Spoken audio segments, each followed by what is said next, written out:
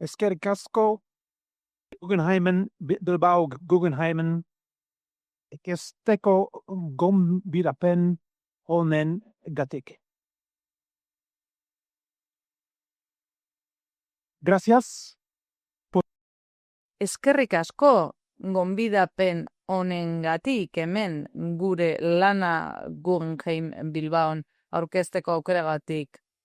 Eskerrak eman nahi dizkiot Eusko Jaurlaritzari, Espainiakoari, gonbidapen honengatik, gonbidatzeagatik Guggenheim zoragarri honetan gure aurkezpena egitera. Leku zoragarria da zinez.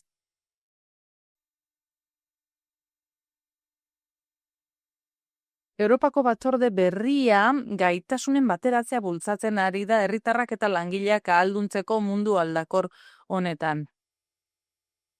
Europak, Espainiak eta Euskadik gaitasunen batasunari etekin handiena ateratzeko, Europar batasunak lehenik eta behin kalitatezko enpleguei eman behar die lehentasuna. Nire aurkezpenean nabarmendu nahi dut gaitasunen bateratzearen garrantzia, batez ere egungo testu inguruan, zerga gerrak, lehia globalak. Zer egin dezakegu testu inguru horretan? Europako batzordeak gaitasunen aldeko apustu egin du nahi du lehenik eta behin. Baina, 2025ko 4. hiruhilekoan iritsiko zaigu quality jobs edo kalitatezko enpleguen bide horria. Europako batzordeak gizarte eragilei eskatu die hori aztertzeko. Espainia eta Euskadi bezalako herrialdeentzat gaitasunak bateratzeko planak funtseskoak dira. Nik entzun dut hemen, plana askori buruz hitz egiten, ez? Gaur goizean ministrak hitz egin duenean, baina gaitasunen bateratzeak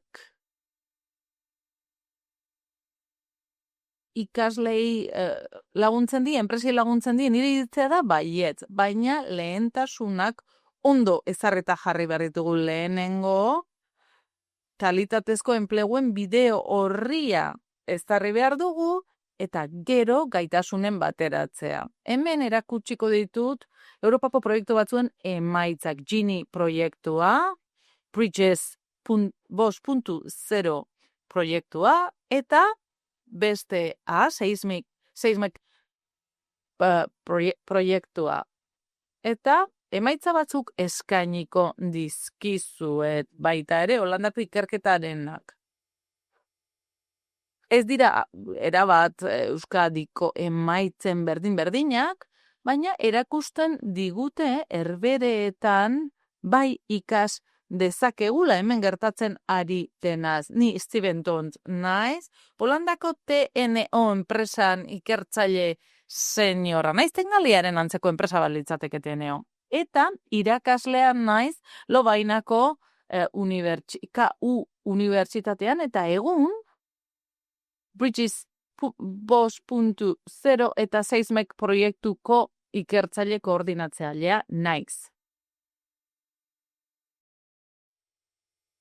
Gaitasunen bateratzeak lagundu egingo digu neurri batean, eta nola egingo dut nire aurkezpena hasteko, gaitasunen bateratzea hitz egingo dut, azalduko dut zer den, gero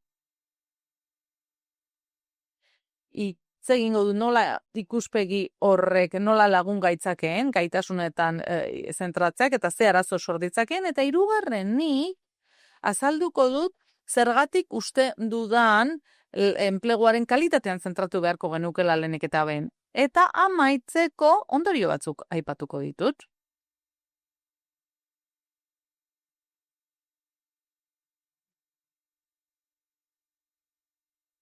Gaitasunen bateratzeak programa partzial bat besterik ez du eskaintzen enpresentzat eta enpleguentzat. Gaitasunen bateratzean bakarrik zentratzen bagara, bai gaitasun asko garatuko ditugu, baina horiek dira enpresek behar dituzten gaitasunak hori aztertzen saiatuko nahi. Zer da gaitasunen bateratzea? 5 osagai ditu, hemen ikus dezakezue, gaikuntza, bizitza eta enplegu kalitatezko batentzat, langileen zirkulazio askerako laguntza, talentua garatzeko laguntza, Noski horrek migrazioarekin du zerikusia, eta gobernantza modu aitzindari eta berri bat. Europar Batasunaren egungo aurrekontua 150.000 milioi eurokoa da. Eta badakit hemen dagoen jende askok ari dela orain programa prestatzen, programa horretan parte hartzeko. Gaitasunen batasuna ez da ezer berezia edo berria Europako batzordearentzat, baina segurinik lehentasunen ordenean gora egin du, gorango dago. Hemen, horri honetan, irakur dezakezue asko zentratzen dela gaitasun digital berrietan, konpromisua du baita ere prestakuntzarekin. Badakigu CDFOPek ikusi duela enpresa buruek ez dutela behar adina denbora ematen prestakuntza lanetan, eta hori ere oso garrantzitsua da. Enpresek gehiago inbertitu behar duten trebakuntzan edo birziklatze profesionalean eta gaitasunen areagotzean.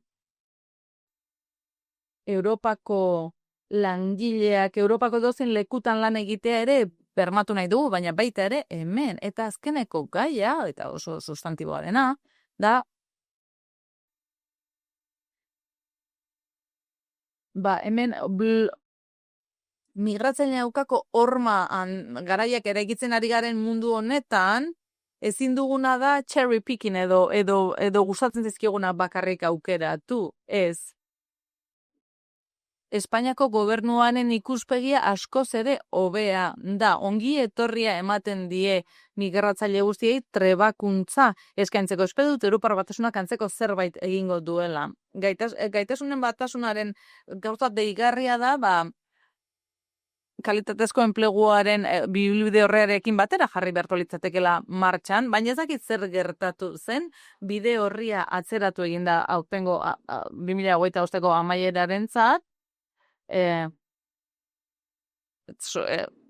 solaskide sozialek gehiago azar dezaten. Gobernuek ere hor badute zer esana, eskualdeko gobernuek eta nazionalek guztiok eseri beharko lirateke mahai batean kalitatezko enplegurako bide horria hitz egiteko. Eta zergatik diot hau?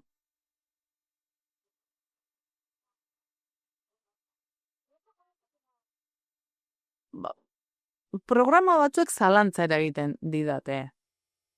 Galdetu behar diogu gure buruari. Gaitasunetan zentratzeak berrikuntzari eta produktibitateari laguntzen die enpresetan. Begiratu dezagun gai hau pixka bat sakonago, Herberetako emaitzak aztertuta hemen. 0-tik 150 eskala bat dugu. 100 esan nahi du 2013 eta 2033 artean, ez litzatekela ezer aldatuko, hemen lanpostu teknikoetan aritzen diren pertsonen kopurua ikusten dugu, eta eskuinean hezkuntza sistemara, lanbide heziketara iristen diren pertsonen kopurua, bigarren hezkuntzara, eta ikus dezakezu,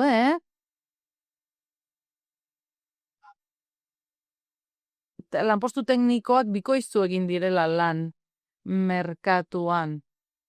2010ean Holandako gobernuak erabaki zuen ez zela nahikoa Herbereen garapenean zentratzea, ezagutzaren ekonomia gisa, baizik eta enplegu teknikoetan eta gaitasun tekniketan inbertitu behartzeta zela lan gunean bertan. Horregatik, Holandako edo Herberetako gobernuak erabaki zuen lanbide heziketako sistemako inbertsioa areagotzea. Teknikariei erreparatuta, haien kopurua igo eginda 2010 eta 2013 artean nabarmen. STEM, zientzia, teknologia, ingeniaritza eta matematikan zentratzeak teknikari gehiago eskaini dizkigu. Baina adibidez, horrek ez du benetako inpaktoa izan sektore teknikoan, ze erreparatzen badiogu non gertatu den hazkunde hori, izan da batez ere lanbide tekniko eta informatikoetan. See that academic technical students, that has dropped, IKT-etan, but for technical, VAT, hezkuntzaren munduan areagotu egin dira IKT-etako ikasleak, baino lanbide heziketan ez horren beste, eta ez da bigarren hezkuntzan ere. Horregatik, etorkizunean seguruenik arazo gehiago egongo da. Ondorio gisa, herbereetan STEM arloan egin diren inbertsio guztiak, ze hemen Euskal Herrian egoera desberdina da, herberetan egin diren STEM inbertsio guztiek IKT-etako espezialisteak areagotu dituzte profil horiek. Baina agian Euskadiri erreparatu behar diogu ikasteko eta gure egoera hobetzeko. Panorama orokorrak beste ezaugarri batzuk ematen dizkigu baita ere. Zein da nik eskatzen dagoen emaitza nagusia? Produktibitatera eta berrikuntzara itzulitan, gauza da, herbereetan, baita langile teknikoen hazkunde horrekin ere, horrek ez duela benetako isla bat produktibitatearen areagotzean. Hau da, gainera behera egin du urte aurrera egin ala. Naiz eta inbertsio handiak egin eta hori kezka bat da. Ez gara hain produktiboak eta hain berritzaileak izan nahi genukena bezain produktibo eta berritzaileak. Hor baditugu hainbat arazo, desorekak daude konpetentzien artean, ikasketak dituzten ikasleen 15% ez dute beharrezko kualifikaziorik lanean. Eta hori da gure etorkizuneko erronka eta deigarria da baita ere, maila profesionalean laneskua falta da, arazoak daude, enpresek arazoak dituzte langileak bilatzeko, eta han arazo handia da. Orain laneskoaren eskasian edo zentratuko naiz. Langile teknikoek gora egin dute lan merkatuan, baina zerbait arraroa gertatzen da herbereetan. Ez dakit hemen gauza bera gertatzen den. Herbereetan prestakuntza teknikoa duten ikasleen 94%ak bakarrik izango du enplegu tekniko bat, 94%ak. Eta prestakuntza teknikoa duten ikasleen 94%ak enplegu ez teknikoak lortzen ditu, da gaitasun tekniko horietan inbertitzen dugu, baina ez dira leku egokian erabiltzen, eta zergatik gertatzen da, zergatikan galera hau. Eta azalpenetako bat dugu hurrengo grafikoan. Europako Sindikatu Institutoak begiratu du nun dagoen lanesku gabezia handiena. Eta hementxe dugu lerro bat esaten diguna zenbat bakante dauden, zenbat lanpostu huts, eta lanpostu huts gehienak soldata txikieneko sektoreetan gertatzen dira. Hada, batez besteko soldata baino 160 gutxiago irabazten dutenen proportzioa handia da sektore horietan. Hau da, ez dira pertsonak falta soldata handieneko enpleguetan, baizik eta soldata txikiko enpleguetan. Herbereetan, langile teknikoak erakarri behar nahi baditugu, enpleguaren kalitatea hobetu behar dugu. Eta hori da oso argi utzi nahi duen lehenengo adierazpena. Hau da, lanpostu teknikoak ez dira erakargarriak karrera tekniko bat ikasi duten ikasleentzat, kalitate txikiko lanpostuak dira. eta lanesku eskasiko egoera honetan, eta gaitasunen bateratzeak esaten badu langileek mugikortasun handiagoa izan behar dutela, hor hainbat arrazoi arraro daude. Hau da, langile gaituak behar baditugu, agian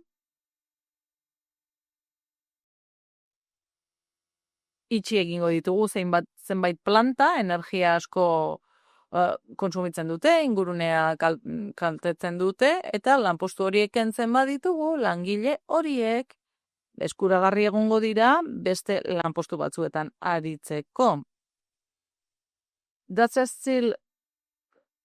Tata Steel planta oso handian da, Herbeheretako kostaldean dago, siderurgia planta bat da, energia asko kontsumitzen du, baina nik ez dut ikuspegi hori aholkatzen edo gomendatzen. Guk, adimen artifizialari esker aztertu dugu, ze gaitasun dituzen Tata Steeleko langilek une honetan eta ze gaitasun behar dituen edo eskatzen dituen lan merkatuak.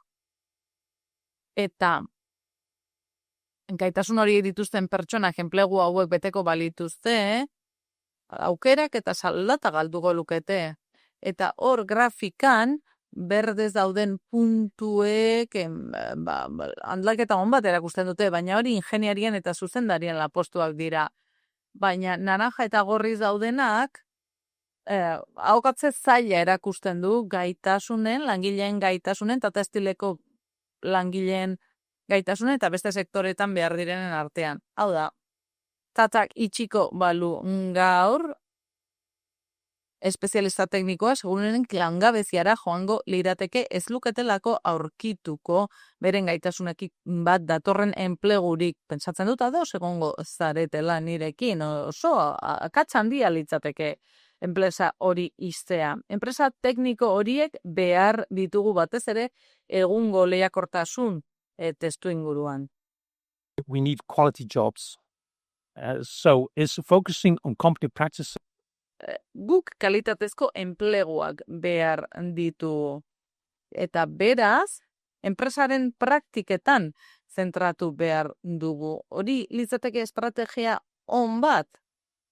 Bada Europako politika bat, Europan horri buruz direna Industria.0 izena du, Bridges proiektua, Bridges 5.0, Industria 5.0-ren zati da, eta gizakian zentraturiko lanpostuak ditu erdigune, kalitatezko lanpostuak, erresilientzia eta jasangarritasuna. Hainbat enpresak, esaterako Tata Steelek pensatu behar dute ze eragin duten ingurumenaren gainean, ze ez du B planetarik, ez B planik.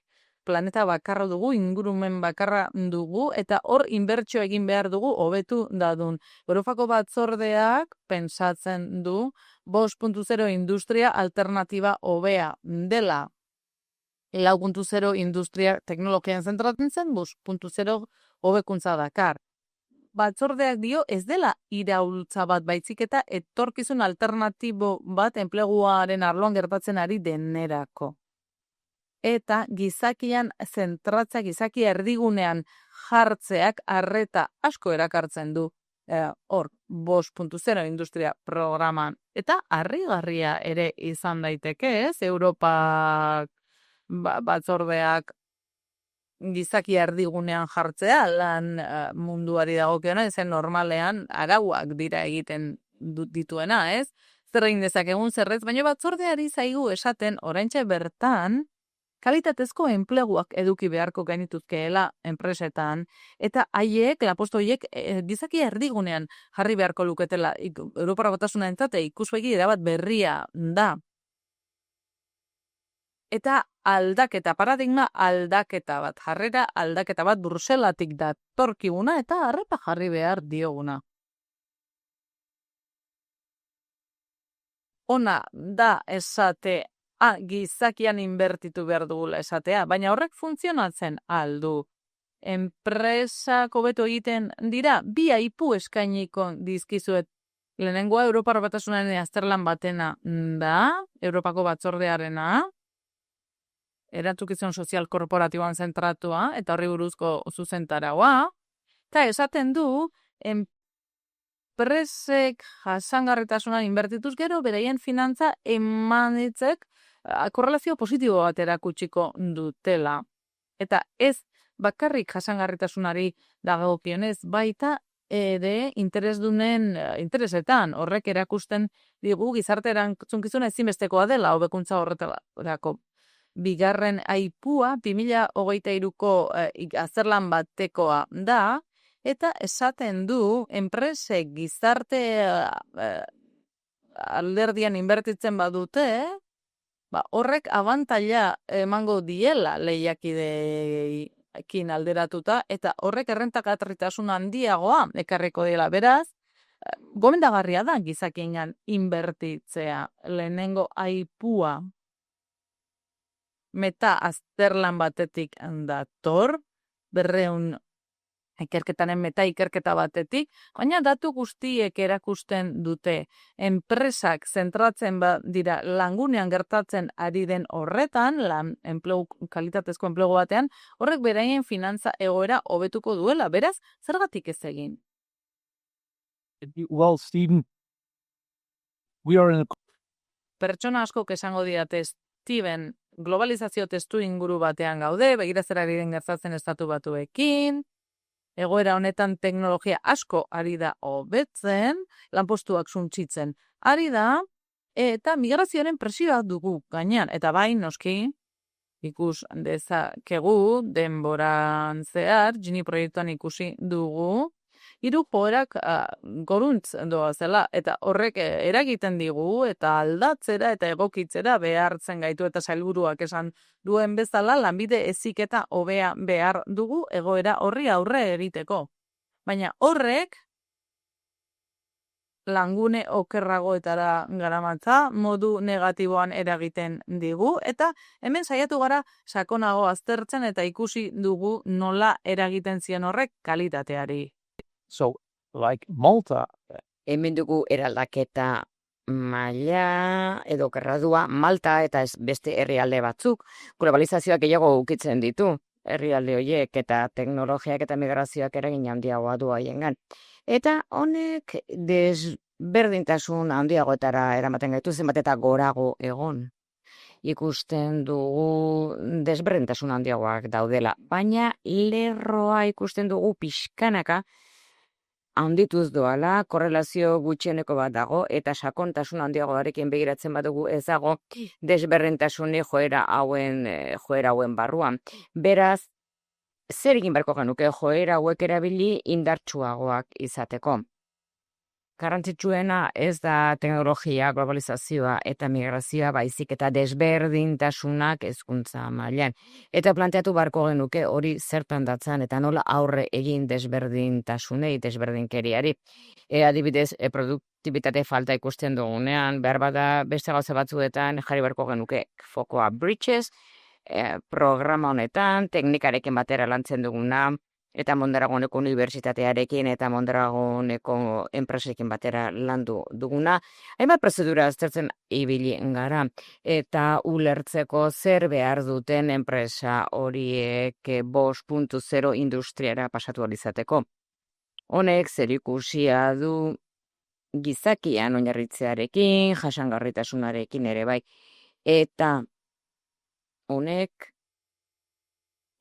lagundu behar digu enpresei bultzada ematea, baina ze motatako gaitasunak behar dira hori lortzeko, hau oso konplikatua da. Eta horretarako adimen artifiziala erabili dugu mota honetako azterketak egiteko. 4 herrialde konparatu ditugu kontuan hartuz zenbat postu huts dauden enpresetan eta ze gaitasun sartzen diren postu huts horietan. Postu huts horieta hau banatzen baldin badugu industria 5.0ko lanpostuen arabera ikusiko dugu egoera nola izan den adibidez herbeeretan.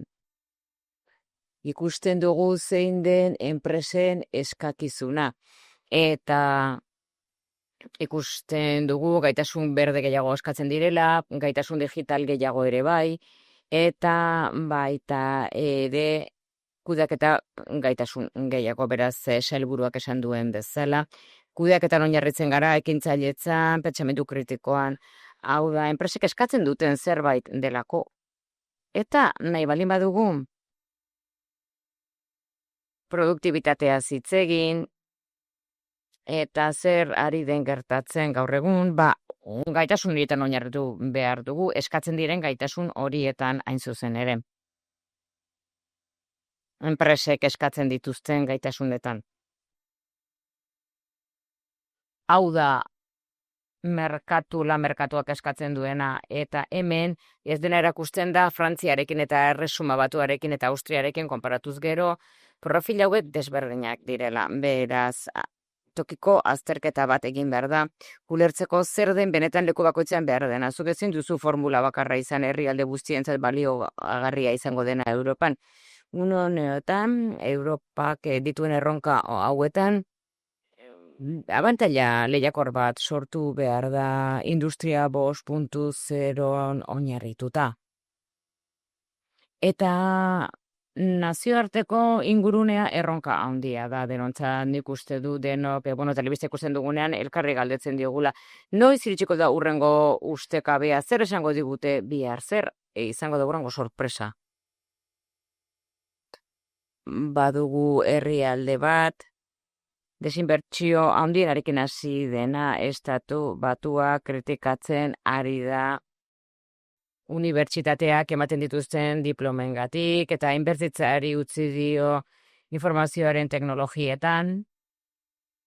Eta beraz, estatu batuetan ingurune bat sortzen ari da noridia berrien garapena eta berrikuntzaren garapena erasotua gertatzen ari den. Nik egia esan ez dut ulertzen eta uste dut areto honetan gauden edo inork uler dezake nola izan diteken politika hori onartua. Beraz, estatu batuetako administrazioa oinarritzen ari da esku lanean, baina guk esaten dugu ez dugula bereizketarik egin behar. Guk behar ditugu langileak eta kudeatzaileak talde egokia sortzen duena. Bigarrenez, estatu batuek erabaki dute karbono teknologietan oinarritza, dakigunean etorkizuna berdea dela. Beraz, guk abantaila lehiakorra sortu nahi dugu gaitasun berde hauekin eta beharrezkoak ditugu etorkizunerako. Europak erabaki du aniztasuna ez dela hain garrantzitsua. Hau da, estatu batuetan txuria bazara eta ingelesa hitz egiten baduzu, hori nahikoa dela ematen du, baina Europan eta entzun diogu sailburu Andreari, oinarritu egiten gara aniztasunen eta aniztasunak ere abantailak ematen dizkigu. Hau da, jarraitu behar dugu abantaila horietatik etekinak ateratzen. Estatu batuetan 7-8 enpresa handi ditugu eztabaida lideratzen. Guk esaten dugu maila sozialean lan egin behar dela funtsezkoa delako, kalitatezko enpleguen bide horria sortzeko eta partenariatua ere behar dela gobernuen eta enpresen artean. Eta Euskal Herrira etorri izan naiz azken 15 urteetan, eta ikasi dudan gauza da Eusko Jaurlaritza, Eusko Gobernua, eta Euskal Herriak eta Euskal Herritarrak funtsezkoak direnak, insistitu egiten dutela kalitateko enpleguak behar direla, eta garrantzia ematen diotela kalitateko enpleguari eta baita ere pertsonei. Zu enpresa izugarriak dituzue ingenieritzan, garraioan KAF, Irizar esate baterako, baita ere turismo arloan sektore oso garrantzitsua dituzue eta baita ere gastronomia onenetakoa. Beraz, amaitu egingo dut nire hitzaldia pasadizo txiki batekin. Nire Europako proposamena prestatzen ari ditzenean, Bridges 5.0 elgarekin hitz egin nuen, ikusteko ze eskualde sarnitzaken eta ze Europa mailako esperimentu sartu barko nituzken proiektuan, proposamen egoki bat egiteko. Eta hau batez, kontseilu aholkoa izan zen, teknika ez baduzue, Euskal Herria ez baduzue proposamen honetan urrunatzarete inora iritsiko. Beraz uste dugu, sinesten dugu Euskal Herrian, eta eskerrak eman nahi dizkizuet, aukera eman didazuelako, gaur hemen zuen aurrean hitz egiteko. Beraz, gaitasunen bateratzea garrantzitsua etorkizunerako, baina kalitateko enpleguen bide horria lehen mailan egon barko luke, eta Eusko Jaurlaritzak teknikak posten naiz horrekin batera lerrokatuta egotea. Eskerrik asko.